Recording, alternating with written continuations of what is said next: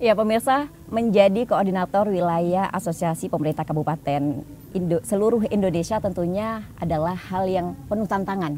Benar ya Pak ya? Tapi ini adalah langkah strategis Bapak untuk bisa mencapai tujuan-tujuan yang mungkin sebelumnya belum bisa tercapai oleh kabupaten lain. Gitu. Iya, iya. Kalau kita berbicara terkait langkah Pak, langkah awal apa nih yang akan Bapak ambil? Atau mungkin ada sektor yang memang sudah Bapak persiapkan, oh sepertinya sektor ini nih yang paling bisa untuk menjadi langkah awal gitu. Ya.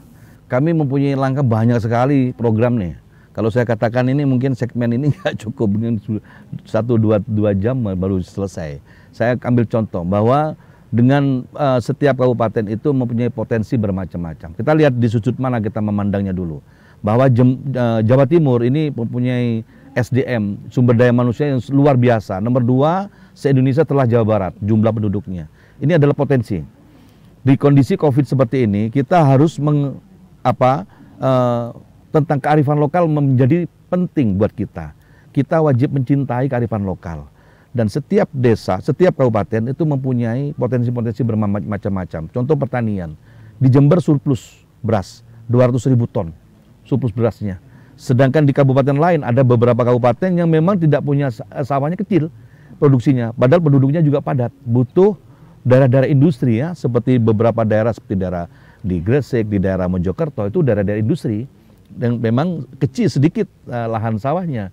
Dan kami di Jember ini lahan industrinya kecil, persawahnya besar, luas sekali dan ini bisa dikolaborasikan, Mbak Vera. Kita kolaborasikan apa? Ya kita saling jual. Beras kita dibeli oleh Mojokerto dan Mojokerto hadir produksinya, kita beli di kita. Gitu. Ini harus kita lakukan. Satu ini tentang pertanian.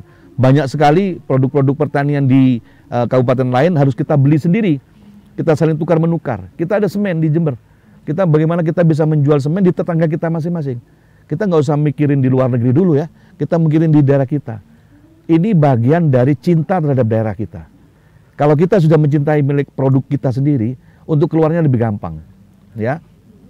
Potensi kekuatan masyarakat jumlah SDM yang sumber daya manusia yang besar ini itu adalah market.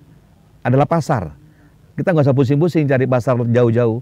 Kalau kita memang hebat di pasar kita sendiri di 29 kabupaten di 9 kabupaten kota di Jawa Timur ini, barulah kita bisa eksis keluar.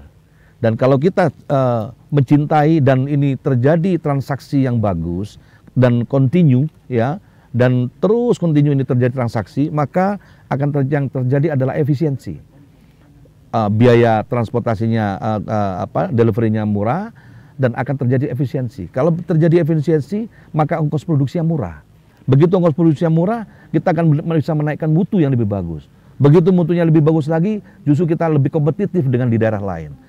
Otomatis akan laku sendiri itu barang kita. Ya, ibarat sumber. Sumber itu, sumber itu Indonesia ini luas nih, Indonesia ini.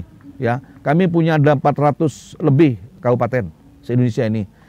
Kalau kita ibarat sumber di Jember, ibarat air yang tenang, Jawa Timur ini menjadi titik kekuatan sumber air, titik putaran perekonomian yang kuat, maka air yang seluas Indonesia ini akan tertarik dengan titik sumber yang satu itu. Itu filosofinya. Siapa itu? Jawa Timur. Jawa Timur. Jadi bagaimana kita bertransaksi antar kabupaten satu dengan yang lain.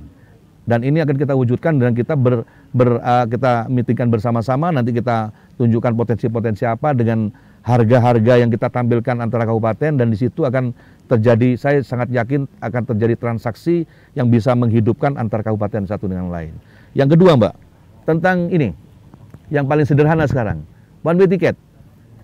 Bagaimana one way ticket ini terusan untuk pariwisata. Beli tiket satu bisa keliling Jawa Timur. Di Jember punya banyak tourism objek ya, ada objek wisata di Jember ini. Di kabupaten lain juga punya. Bagaimana beli satu tiket bisa keliling kemana-mana. Berlaku 1 tahun. Gitu ya, berlaku 1 tahun. Dan itu akan menjadi efisien. Katakan satu tiket harga 1 juta atau 500.000. Tapi bisa keliling se-Jawa Timur semua lokasi-lokasi wisata. Ini kan keren ini, Pak. Keren sekali. Dan apalagi sekarang di musim, saatnya sekarang digitalisasi ya. Digitalisasi ini mau tidak mau harus mau. Setiap kabupaten manapun harus data integrasi. Iya. Integrated system itu harus kita lakukan di seluruh kabupaten di khususnya Jawa Timur. Ada pertanian, ada pariwisata yang sudah disinggung Pak, jelas nyata, sesuatu yang bisa dilihat dan sesuatu yang bisa diraba. Tapi bagaimana tadi yang Bapak sampaikan tentang kearifan lokal di Jawa Timur, sesuatu yang hanya berkaitan dengan rasa, cipta dan karya gitu Pak. Itu seperti apa nanti Bapak mengkolaborasikannya gitu? Itu tadi satu contoh ya. Di satu kota seperti di daerah Kabupaten Mojokerto katakan, mereka tidak punya produksi kopi, Pak. Tidak punya tanah, lahan kopi nggak punya mereka. Ada sedikit sekali. Kita punya produksi kopi yang sangat besar.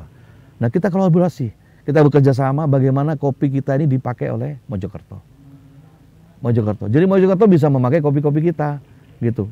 Kemarin kami ke sana itu ke Mojokerto, ada festival kopi di Mojokerto. Alangkah berani mereka mendeklarasikan festival kopi di Mojokerto, sementara Mojokerto tidak menghasil kopi. Sementara di Jember ini kopinya 12.000 ton per tahun, 12.000 ton per tahun, ya. Ini tidak ada festival kopi di Jember. Ya, kita hanya sebagai lahan sawah saja. Nah, ini kalau kita kolaborasikan tentu sangat istimewa. Sekarang di daerah Kediri penghasil produksi pabrik-pabrik tembakau, pabrik rokok, gudang garam ada di sana. Salah satu merek rokok terbesar ada di Kediri. Tapi raw materialnya ada di Jember. Tembakaunya di kita. Nah, ini dengan apkasi, dengan fasilitas kami diberikan kepercayaan menjadi koordinator wilayah Jawa Timur, tentunya ini kami akan mensinergikan ini dengan bupati yang di Gresik di Kediri, dan ini kan kita bisa bekerja sama. Sehingga apa tujuan titik akhirnya, petani kita akan bisa mendapatkan harga yang bagus, dan sana pun juga ada ketepatan waktu untuk pengiriman material tembakau dengan kualitas yang bagus dari Jember ini. Nah, ini Pak. Nah, ini di segmen 2 pertanyaan terakhir Pak, terkait tadi menyinggung pariwisata. Pariwisata erat kaitannya dengan budaya gitu. Kita di setiap daerah memiliki budaya yang beda-beda.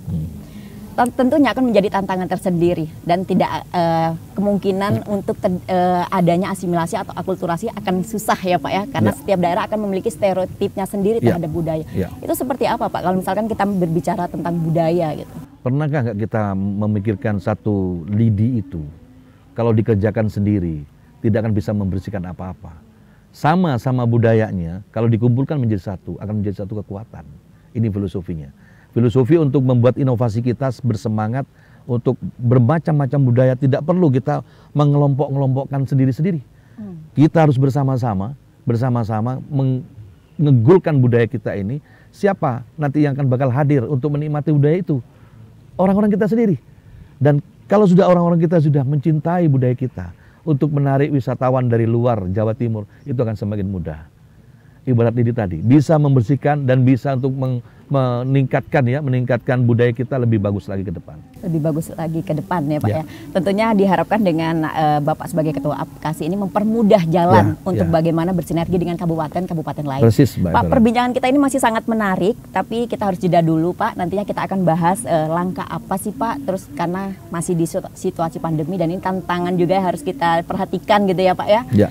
Pemirsa jangan kemana-mana ya, saat lagi akan melanjutkan perbincangan dengan Bapak Hendy Siswanto selaku Koordinator Wilayah APKASI Jawa Timur.